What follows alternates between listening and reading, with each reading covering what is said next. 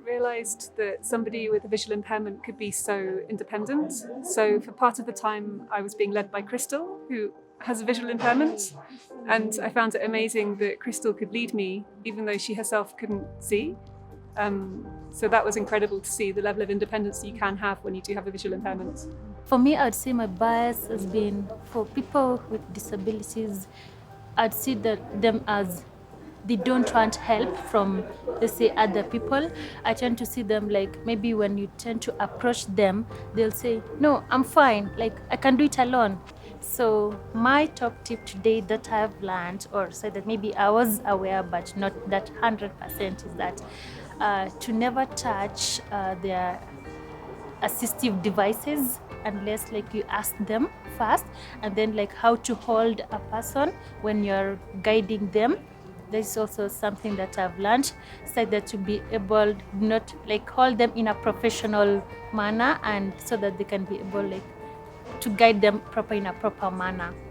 I've always known, and I've always been thinking that the right way to to refer to people with disability is actually people who are able differently. And I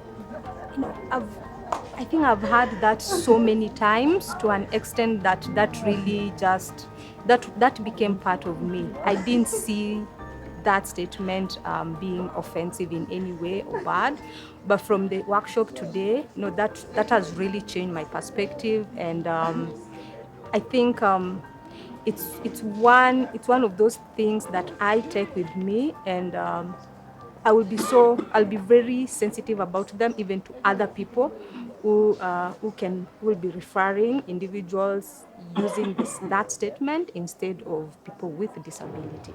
We need to give them respect. We always need to take care of them. It's not this is a condition that is really not really interesting to be in. I mean, I've walked around.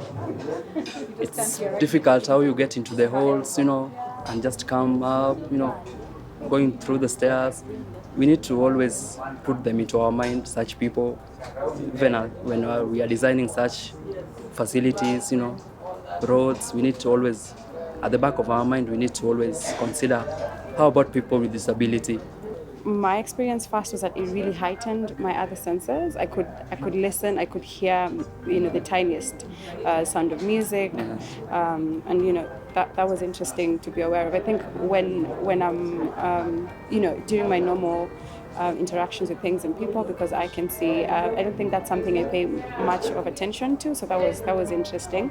But also just the design of spaces. So walking through the ramps was way easier than going through stairs, and it gave me a bit more anxiety just thinking, I could topple over. So just thinking through design of spaces and buildings, and how that can be changed to be more accommodative of people with disabilities. I'd say finally, I think something that has spoken to me much is the issue of agency. That because someone is a person with disability, it doesn't take away from their agency, and that you should really have conversations with them and listen to their instructions and what they would like done to them. I think walking through this, you really don't want to be told what to do, and or do this and do that and the other, but it makes you feel a bit empowered that you have a choice, and that the people guiding you listen to you. So if you want to slow down, or you want to do that or the other, so I think that was a good lesson for me as well. I've realized that when one of your eyesight, so if you lose your eyesight, other senses become stronger.